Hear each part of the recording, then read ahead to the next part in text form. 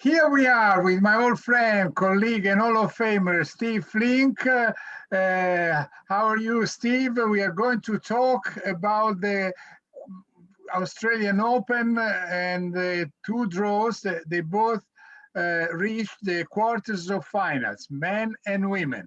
How are you? Are you all right? I'm fine, Ubaldo. I hope you're doing well also. Yeah, it's been a good tournament so far, Ubaldo. I like the way it's shaping up for the last three rounds. As you say, we're down to the quarters in both men's and women. So this is where we get serious. Yeah, this is where we get serious.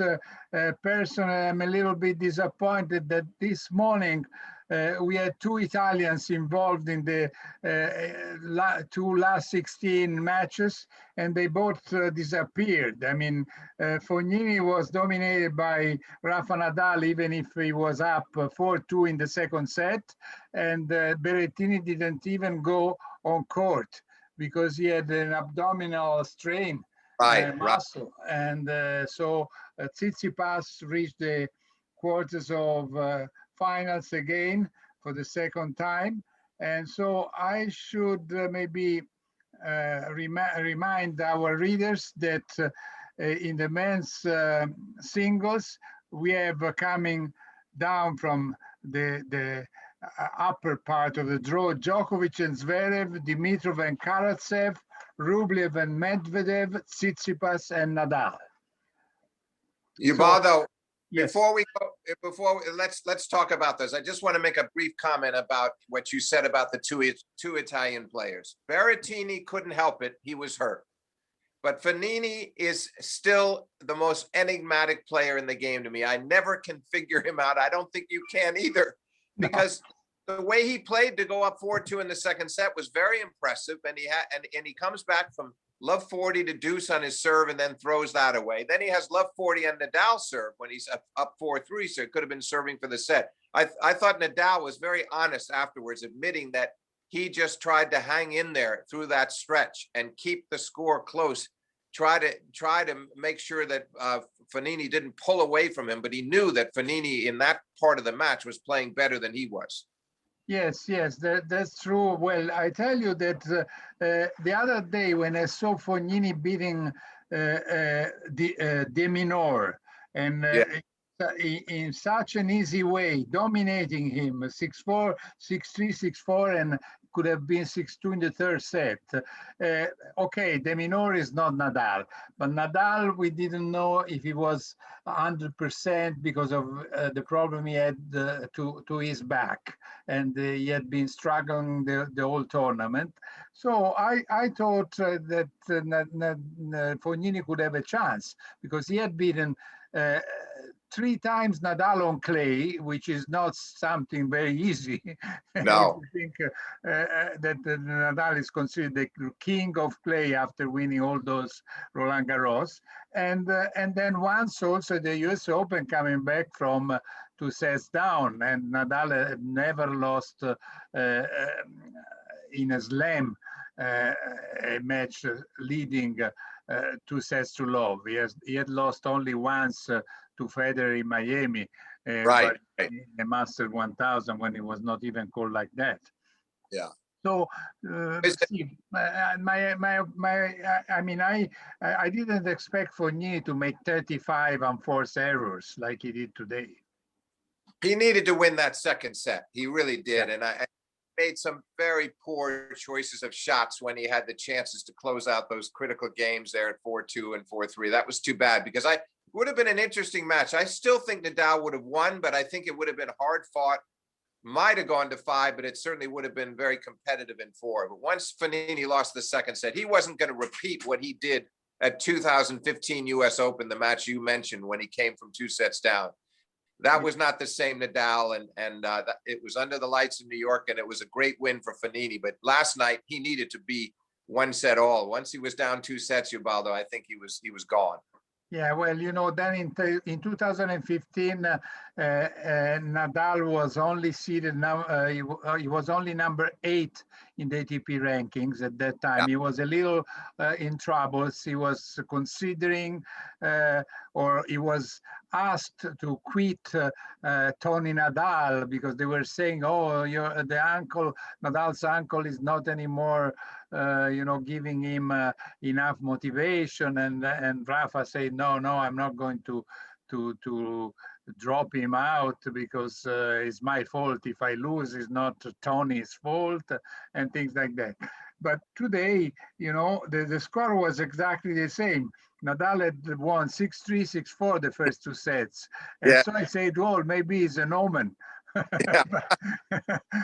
Didn't. But Nadal was he really handled it well, Ubaldo. He found a way to win that second set, and he was very poised. And that's, of course, one of the big differences between these two players, is that Nadal is mentally so much stronger than Fognini. Yeah, of course. Also, Nadal said correctly, Ubaldo, the first set from Nadal was the best set he's played the whole tournament. Even though he was up 3-love and Fognini broke back once to make it 3-2, Nadal ran away with the rest of the set, and his backhand cross court was deadly. He wasn't missing any forehands. Best, and served well. Best tournament by far from him was that first set. Yeah, I do agree. And then, yes, I think I saw only that Nadal was a bit nervous in that, midway of the second set, because he made a double fault. He was talking a lot to himself or to his corner. So there was something, he was kind of worried. But then... Although you're right, but then when he got down 4-2, then he that's where he showed his tenacity and his mental, and that's where Fognini could not handle the moment. He could not meet the moment, as we say. So too bad for him, but a very solid effort from Nadal. Yes. Listen, then, okay, about Berrettini, I must say that I'm, really sorry for him, because, of course, he had reached the semifinals at the US Open, the last 16 at the Australian Open, then the US Open again in the last 16, and then this time, it was his first time at the last 16. And the problem he had is a problem that many players have gone through. Even Nadal mentioned that in 2009, I think at the US Open, maybe, he had the same problem. And at the beginning of the tournament, he had something like 6 millimeters of strained muscle, and he tried to play and went on. And then at the end of the tournament, he lost in the semifinals to Del Potro. He had 26 millimeters. So so then he said, well, but sometimes I can have, if I know that for 1 month after the US Open, I don't have to play, I can take a chance. But especially then when I was much younger. Now I wouldn't probably do it. And Berrettini decided to do what is clever to do, in my opinion, because if he cannot serve at 100%, there is no way he's going to beat Tsitsipas. So let's talk about Tsitsipas against Nadal. He only has the one win, Ubaldo, as you know. Nadal's beaten him 6 times, and the one win was on clay, strangely enough. And he did lose badly to Nadal here in the semifinals a couple of years back, 2-4 in love. But I have a feeling this will be close. I like Nadal to win it, but I think Tsitsipas is, he's going to be rested. He didn't have to play Berrettini, as you said, so physically very fresh. And he's more experienced now than he was when he played Nadal in the semifinals a couple of years ago. So I feel like he can handle a big quarterfinal assignment like this. And if he must serve extremely well, though, Ubaldo. It's the only way he can win. He has to have one of his best serving nights to beat Nadal in these conditions. Do you agree? Yes, I do agree, but I saw Nadal in great progress today. I mean, as you mentioned, the first set and the third, he was really not missing much anymore, and then he was returning pretty well. Also, when Fognini made some first serve, not too many, because it was okay. I just want to say something more about Berrettini for one reason. I remember I was in Australia in 1990, and it was my first Australian Open out of 30 that I've been following, and Edberg had to retire in the final versus Lendl. They were Yes. one set all, and Yeah. Edberg was 5-2 up, and he Right. had the same exactly problem to the same muscle. He couldn't serve because he had here on the left part of his body. He couldn't, toss up and serve, and so also Edberg had to retire in that similar situation. Okay, so you said about Tsitsipas and Nadal. What about Rublev and Medvedev? Because first of all, we must say to our readers that it is the first time that there are 3 Russians in the quarters of finals in a slam, because we had in the past Safin and Kafelnikov being together in the quarters of finals of a slam, Yeah. but Yes. never 3. And nobody could have ever expected that Karatsev was 27 years old, the Russian coming out of qualifying, would have been able to qualify for the quarters of final, beating Schwarzman and Auger Aliassime. No, those are 2 very good wins, and against Felix in the last round from 2 sets down, getting crushed the first 2 sets, and he comes back and wins it in 5s. I don't think that Dimitrov is going to have an easy time with him at all. I think that one is going to be. I think Dimitrov probably wins the match in 4 hard-fought sets, but he'll have to work, and that's not the kind of match that he's been breezing through the tournament, and he just beat a very weary Dominic Thiem 4-4 in love. But I think he'll be a little nervous about this match, Ubaldo. He doesn't know. He's not familiar with the Russian, and that makes it difficult for him. Well, I think this guy has seen he's seen Dimitrov play a lot. You can bet that he's seen a lot of him, even if he hasn't been on the court with him. Yeah, historically, Bulgarians should know something about Russians, but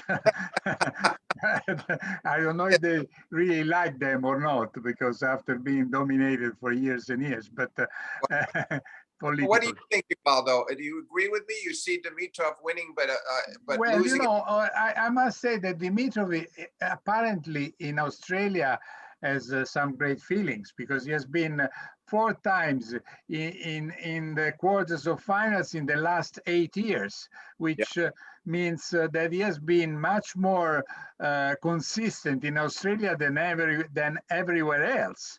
And you know what? Although that match that he played against Nadal in 2017, I think he cost Nadal the title, because it was nearly 5 hours, an exhausting 5-set match. Nadal beat Dimitrov, and then he lost the 5-set final to Federer from 3-1 up in the 5th. But I think that Nadal was physically a little below his best in that final, and Dimitrov had a lot to do with it. He was almost good enough to beat Nadal in a big semifinal. You're right. He always seems to play his best in Australia. Yeah, and who knows why? Who knows why he likes Australia?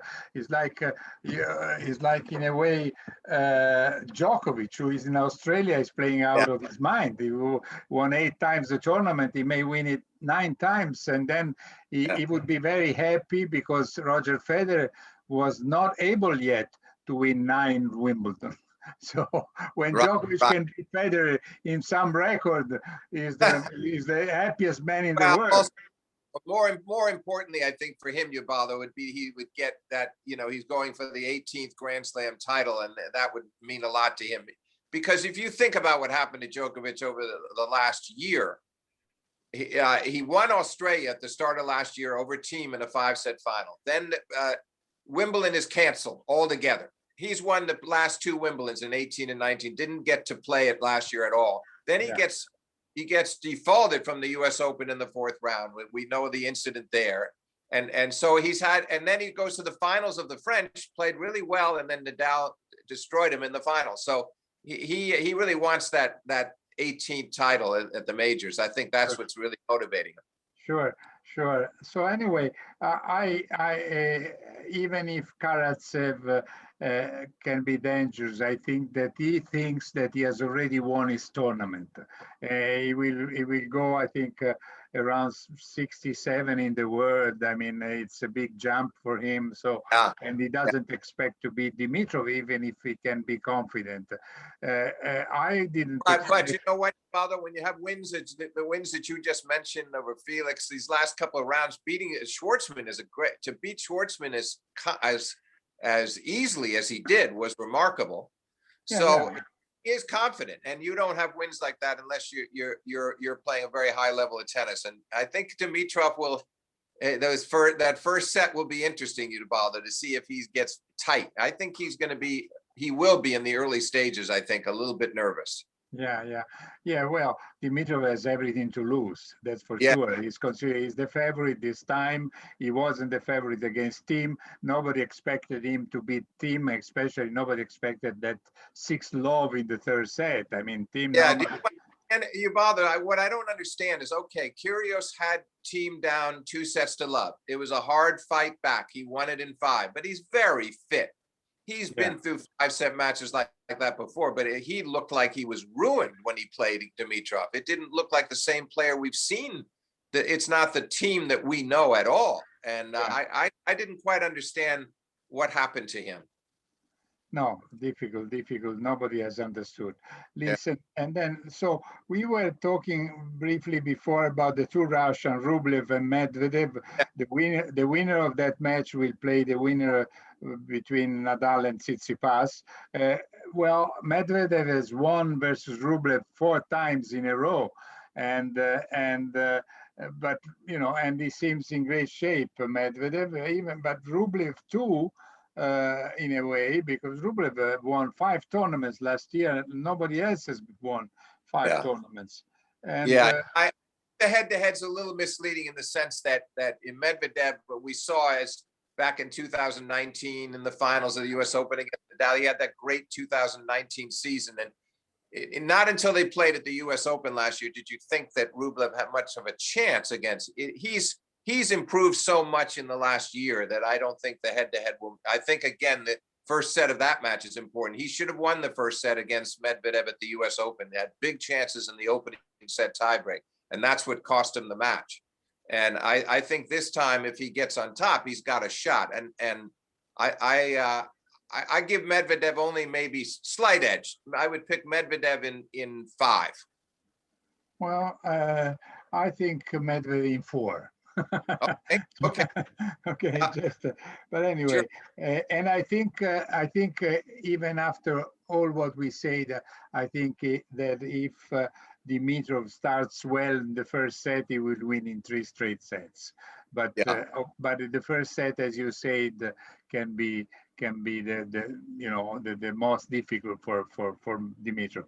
And But what about Rublev has improved a lot, and then he only had to play 2 sets last night. He got the retirement from Rude, and so he's also physically fresh. Medvedev has to keep he must remain calm because he's played well the whole tournament, except in the match against Krajinovic. When he was up 2 sets, he started to get very angry with himself when Krajinovic came back and took him into a 5th. He managed to win the 5th 6-love, but it was a very emotional Medvedev, showing a lot of anger and distress. And I think he has to keep his emotions more under control when he plays Rublev. Yeah, against Krajinovic, he decided to send away his coach, his French Yes, coach. right. He said, I don't want to hear you anymore. Let me play the way I want. I mean, Medvedev is a strange Yeah. guy. I'll never forget that when he decided to throw some coins at Wimbledon at the umpire of a Yeah. match. When he was disappointed by the referee, the umpire there, and at the end of it, he decided to pick up some coins he had, I don't know, in some pockets, and he threw it to the umpire, which is some kind of crazy. Sometimes the Russians are unpredictable. Yeah. But Ubaldo, it'll be interesting because I think Nadal, if he beats, I believe he will beat Tsitsipas in his quarterfinal. Mm. He would rather he would surely rather play Rublev than Medvedev. Not that Oh, he sure. can't, not that he can't beat Medvedev, but he just come off that loss to him in London at the end of the year in the ATP finals and the 5-set final in 2019 US Open. It's gotten tougher and tougher. The match in London at the end of that year, they've had so many difficult matches, and it seems like Medvedev gets better and better against Nadal. But Rublev, that might be a match he could win more comfortably. Do you agree with that? Yes, yes, yes. I think everyone would prefer to play Rublev, because Rublev, you don't know what to expect. He's more unpredictable. He's not. I don't say that he's unpredictable like Fognini, because Yeah. he's now much more consistent. But first of all, he's number 8 in the world, and that shows something. I mean, Fognini also got to number 9 or 10. I mean, so in a way they are both sort of crazy head sometimes. And anyway, and then we have to talk about Djokovic and Zverev, because they are 5-2 in the head-to-head, and Djokovic has won the last 4. But we all remember the ATP finals when Zverev beat Djokovic. So Yeah. I mean, Yeah, I think and Zverev is probably is probably more let's say confident, trusting himself and his chances, while Djokovic had these physical problems that was probably oversaid. Can I say oversaid? It was, I mean, yeah. No, Ubaldo, having watched that whole match, I understand what you're saying.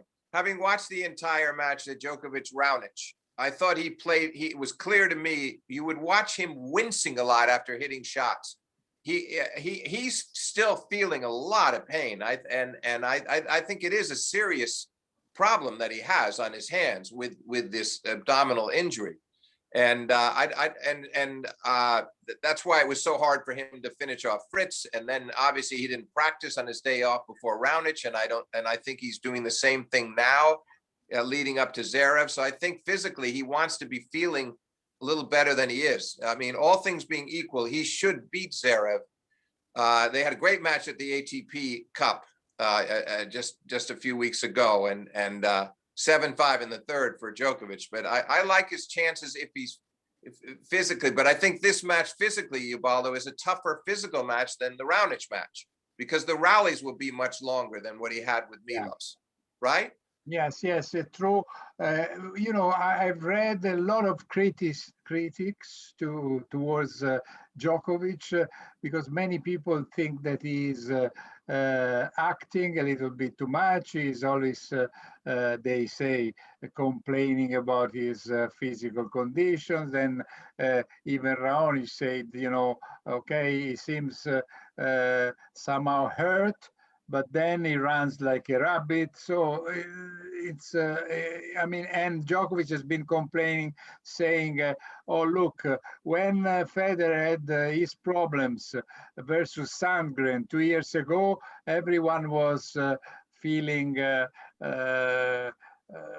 so nice and friendly, and with a lot of solidarity to Federer, who had problems, while with me, says Djokovic, nobody does. With me, everyone thinks that I am pretending to have some injuries and things. And so he's playing a little bit the role of a victim. Yeah, but in some ways, Ubaldo, he is. In some ways, he is. In other words, look at what happened against Fritz. He's winning 2-0. It's 1-1 in the third. He's probably on his way to a easy, not easy, but a straight set win. And that's when the injury occurred. And then you saw he was having all these difficulties in the third and fourth sets with his movement, and he had a lot of trouble hitting the forehand, rotating. Then he managed to play well enough to win in the fifth set. But why would he want to go 5 sets? And then against Raonic, I watched very carefully to see his reactions. He was pulling up after shots. You could see, you couldn't fake what he was feeling. He was winning too. He was winning, so it wasn't like somebody feeling sorry for himself because he's losing a match he thinks he should win. So I honestly think this is very real. And I think he's right in the sense that Roger would always get the benefit of the doubt because Federer is so popular worldwide. Yeah. But Djokovic, they think of him the way he was earlier in his career. Early in his career, Ubaldo, he obviously did have a lot of times when he would call the trainer, and you didn't know whether some of this was in his mind and what was it gamesmanship. But I think those days are long, long gone. And right now, I think he's definitely got a problem on his hands, and we'll find out against Zverev, because that's a match that he has to be. That could be a long, grueling battle, because Zverev is so much better on defense than people think. So it's not just his power, but his ability to stay in the long exchanges with Djokovic. Plus, he has that terrific first serve. I think maybe in the end, Ubaldo, the second serve of Zverev might determine what happens in this match. Yeah. If he starts hitting those double faults, he can't win. And we always wonder about whether he'll hit the second serve 135 miles an hour or 85. You just never. Yeah. It's really difficult. What are you expecting? What is your call in that match? Well, I wish I knew exactly how Djokovic feels, because if he, as you say, he will have to win longer rallies than versus Raonic. So it's more complicated. If he's not 100%, Zverev then can win. And the other factor, Ubaldo, sorry for interrupting, but the other factor, I think Djokovic has had a good overall serve very well this tournament. He's talked frequently about how he thinks the courts are playing faster than ever in the Rod Laver arena. So the serve could be a key for him too, because he wants as many free points as he can get to get through his service games quickly and so that he can save his energy and all of that scrambling for when during Zverev service games. But he doesn't want to have to work too hard on his own. And the way he's been serving, I think he can probably pull that off. His serving has been very good. Yeah, well, I don't think he had too much to worry, because playing Giron, play Cressy, Manarino, Lajovic, he was probably very confident that he could win. So he was never taken to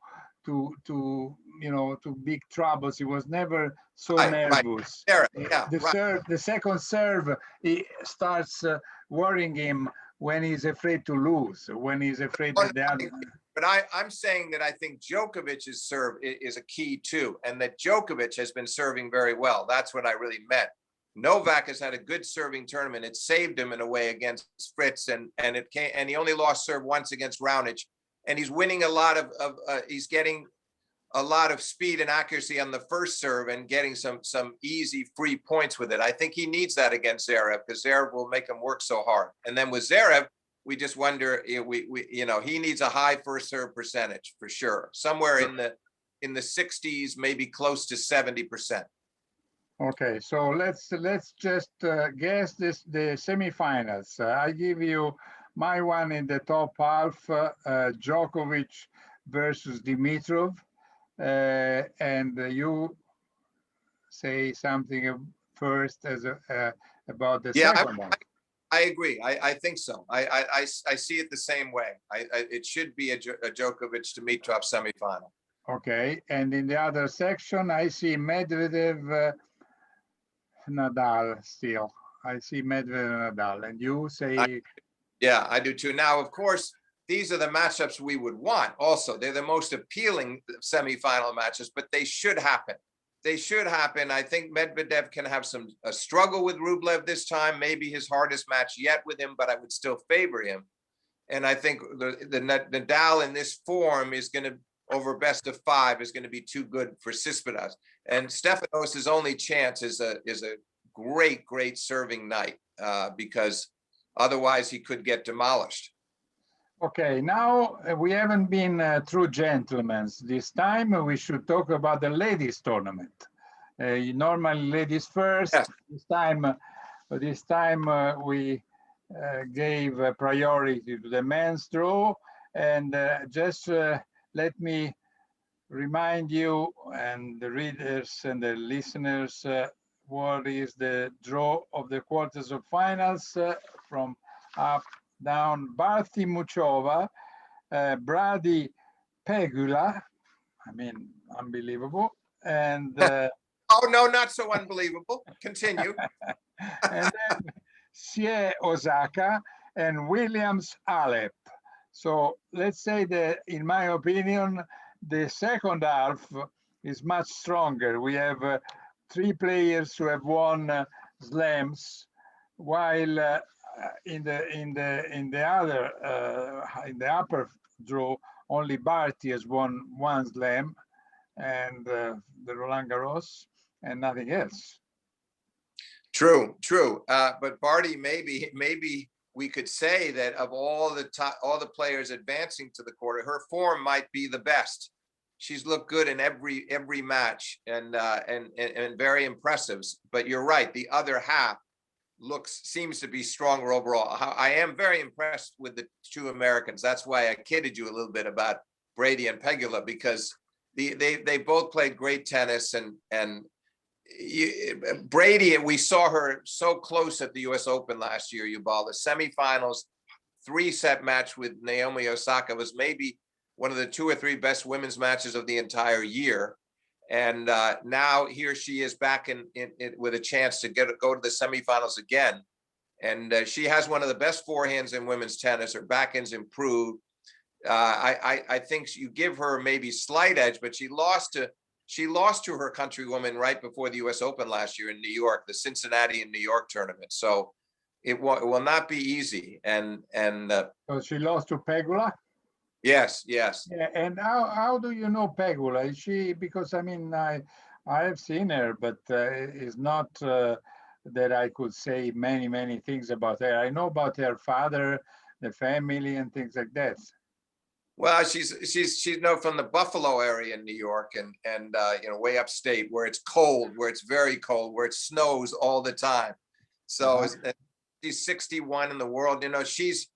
She's finally showing the confidence. She just came off that win over Svitolina, which was a big win for her. She'd lost to her just a few weeks back, and I think she's moving to another level now. There's no doubt about it. I mean, Brady does not have a huge advantage in this match. I'd give her a slight advantage, even though she lost to her last time. But it'll be interesting because Pegula has improved in the last 6 months immensely.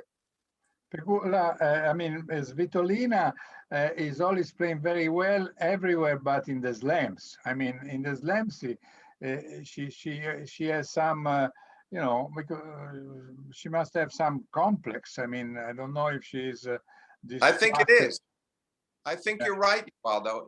She has not done herself justice at these majors. And when the match went into the 3rd set last night, when she won the 2nd set, I thought, okay, she's now she's okay. She's going to make it. And no, she should do better at the majors than she has. And she's to me, she's a great player, but she has not shown it at the majors as often as she should have. Yeah. Anyway, so, and what about Muchova? Because Muchova beat Pliskova and then beat Mertens. I mean, yeah. and she won all her matches in 2 sets. Yes. Because she started beating Ostapenko, which is a slam winner, even if a girl who never played anymore again like she did in Paris when she won it. But then she won 7-5, 6-2 with Ostapenko, 6-4, 6-1 with Bartel, 7-5, 7-5 with Pliskova, 7-6, 7-5 with Mertens. And now she has to play Barty, who had maybe I don't know, an easier draw maybe, because Barty beat Alexandrova 6-2, 6-4, and then Rogers, who probably also was quite happy to be already in the last 16. But I don't know, Muchova had a tougher draw. Tougher draw, but part of it is that Barty has just been playing impeccably the whole tournament. This will be interesting because Muchova winning so many close sets that you just mentioned in her previous matches, that says something about her, that in the winning these 7-5, 7-6 sets, it's toughened her. It's made, she's going to come in with some confidence into this match. On the other hand, you're playing the Australian, you're playing somebody who's won a major before, who's very confident in these circumstances. So I still think that Ash Barty is the favorite, but I see it going 3 sets, very likely to go 3 sets in my mind. Yeah, they will have to play, I think, when there is still, no, maybe not, because the lockdown in Melbourne should end in Wednesday. So Barty and Muchova may have to play. I don't know if they will play on Wednesday or Thursday, to be honest. The Because winner, there's one thing for certain, the winner will play an American in the yeah, semifinal. yeah, I want to remind you of that. It will be an American, whether it's Brady or Pagula, we don't know, but yeah, that yeah.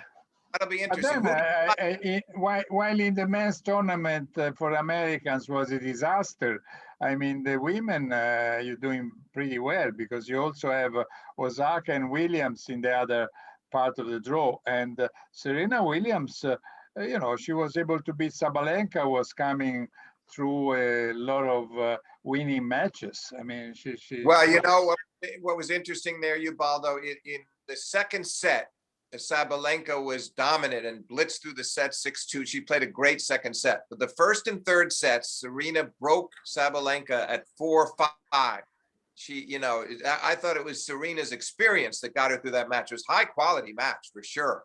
But I think the key was that Serena was able to get those service breaks at 4-5 in the first and third sets, because in the third set, Sabalenka was down 4-1 and got all the way back to 4-all. yeah, And then Serena was able to finish her off. So but now she's playing Halep for the first time since that Wimbledon final a couple of years ago when Halep beat her 2-2. yeah.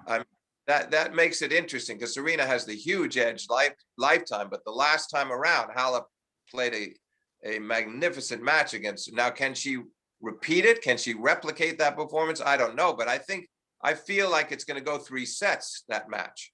Yeah, I talked after the match with Sabalenka, who was furious because she said that there was no reason for me to fight back from 4-1 to 4-all, Right, and right. then lose in few minutes, just 2-3 minutes, two Yeah. games in a row without doing anything. But of course, and he said there must be something mental, and I'm sure that.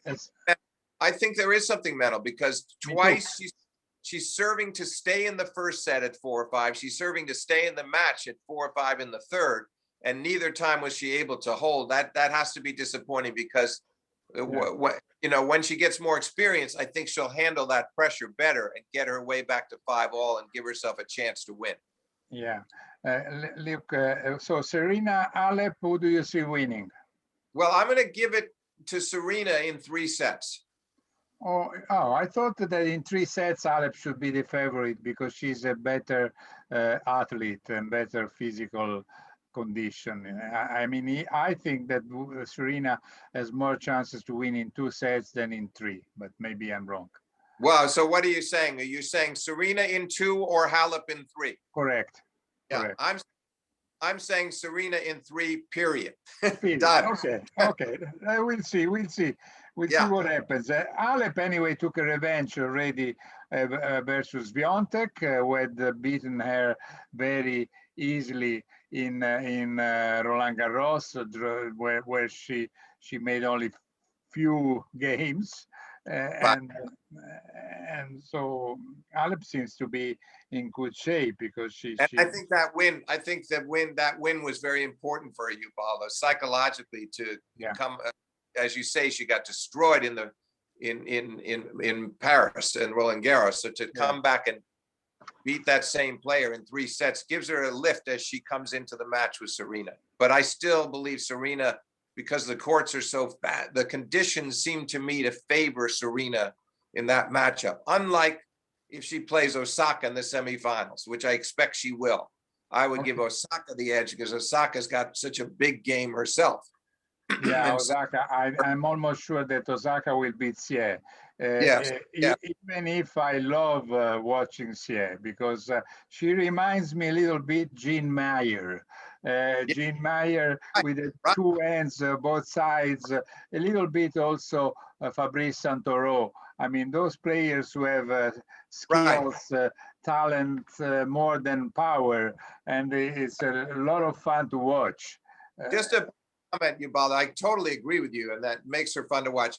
Osaka's effort in coming back against Muguruza, to me, was one of the highlights of the tournament. She's down 3-5, 15-40, double match point, serves an ace, forces an error off the forehand of Muguruza, and comes all the way back to win 7-5. And I thought the poise that she showed under pressure there was really extraordinary. Do you think Muguruza could have done better? I mean, do you think, apart from giving what Osaka deserves, I mean, do you think Muguruza was a little weaker in a way mentally? In that? Well, I would say I put 75% praising what Osaka did, 25% critical of Muguruza, whose forehand went a little bit awry in those last 4 games. But I think that Osaka lifted her game to such a high level those last couple of games. It was that Muguruza felt helpless at that point. So I give Osaka a lot of credit, a little bit of minor criticism for Muguruza, just minor. Well, I thought that Osaka Muguruza was could have been almost an anticipated final of the tournament. And so I expect Osaka, honestly, to reach the final, probably versus Barty. But of course, when there is Williams and Alep still on the run, then you cannot, put them out. You cannot consider them out of competition. They of course have good chances to win it too. No, they do. It's a good lineup.